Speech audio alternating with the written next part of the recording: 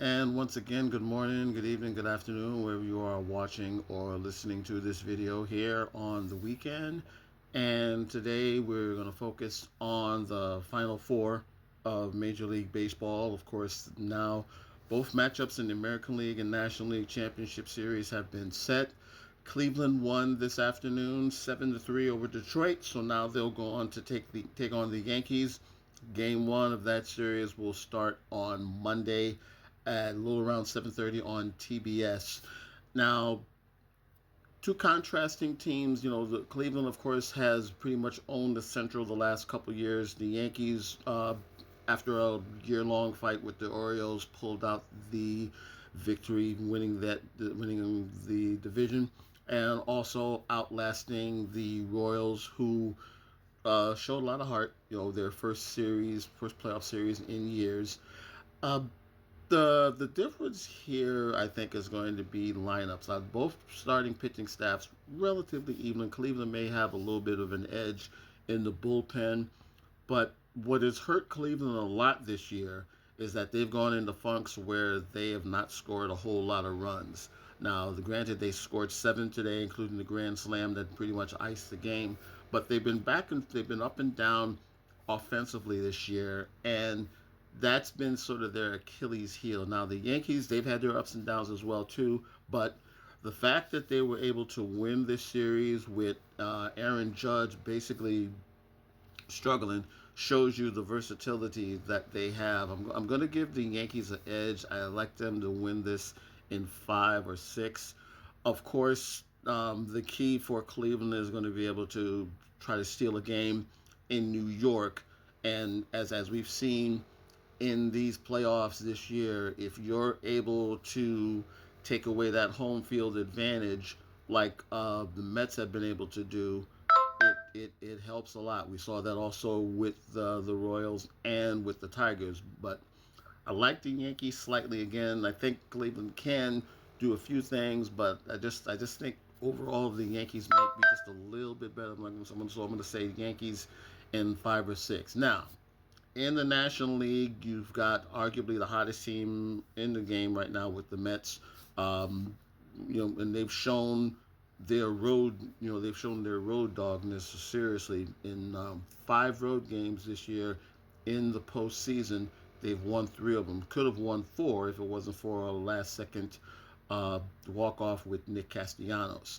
And the Mets basically have been playing playoff balls now since September, and especially in the last couple of weeks where they slew their demons in Atlanta by getting the last seed, and then also they're basically doing what the Diamondbacks did last year as the sixth seed. They beat Milwaukee, a division winner, and then they wound up beating Philly, another division winner, and now they take on the number one seed, the Dodgers.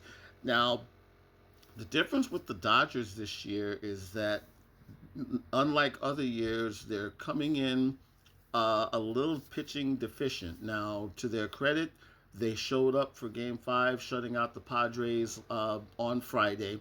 So they get that extra day to rest. They get a chance. Of course, they have the home field advantage being the number one seed, and the Mets, of course, being the sixth seed.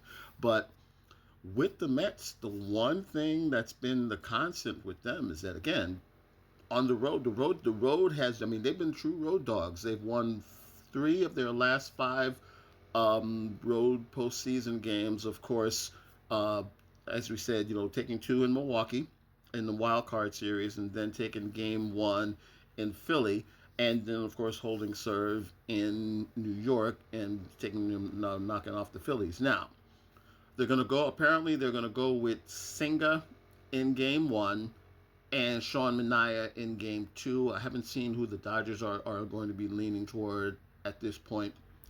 Now, again, we're looking at balance. Now, the Dodgers have been playing. Have been they won this series even with Freddie Freeman basically playing on one leg. And other than game one, Otani hasn't really been a factor. Now, with the Mets, they have, we all know the kind of season in the last 2 weeks that Lindor has had. Otani's probably going to be MVP because of the 50 home runs and the 50 stolen bases, understandably.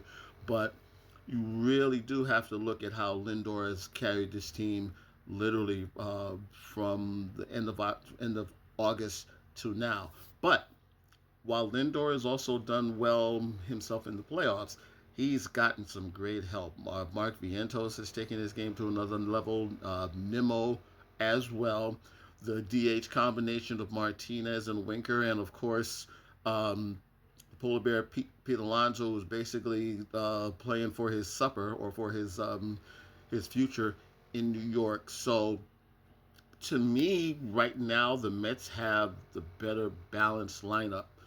I will give the Dodgers the edge in the bullpen because Diaz has still been kind of shaky. I think the Mets do have the advantage starting pitcher wise, especially now that they've had a couple of days to regroup.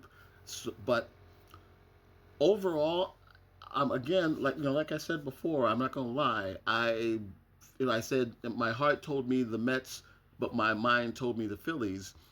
I'm leaning toward that now, but I think in this instance I'm gonna go with the Mets only because of those 2 extra days off to be able to redo the pitching staff, and there's just something about karma with what they've been able to do.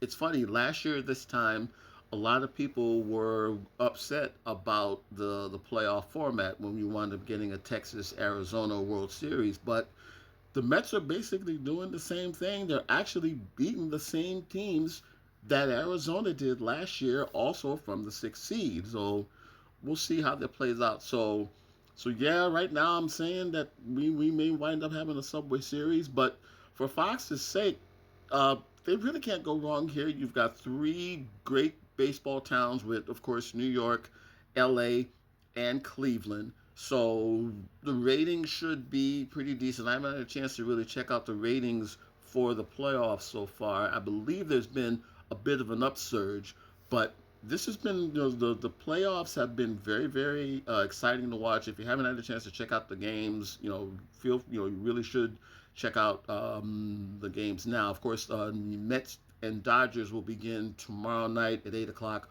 on Fox. So like I said, I'm gonna go with the Yankees in 5 or 6, and I'm gonna go with the Mets in 7. I think it's gonna this Dodger Mets series has all the makings of being a very very interesting series. And I will say this: I think the X factor for the Dodgers is going to be Otani. This is his first playoff, and they're gonna, especially now, they're gonna need him and Mookie Betts to come through to really win this series. But right now, I'm gonna say Mets in the National League and the Yankees in the American League. Enjoy the rest of your day, evening, afternoon, and or morning, wherever you are watching or listening to this. And as always, we will talk to you again soon. Take care.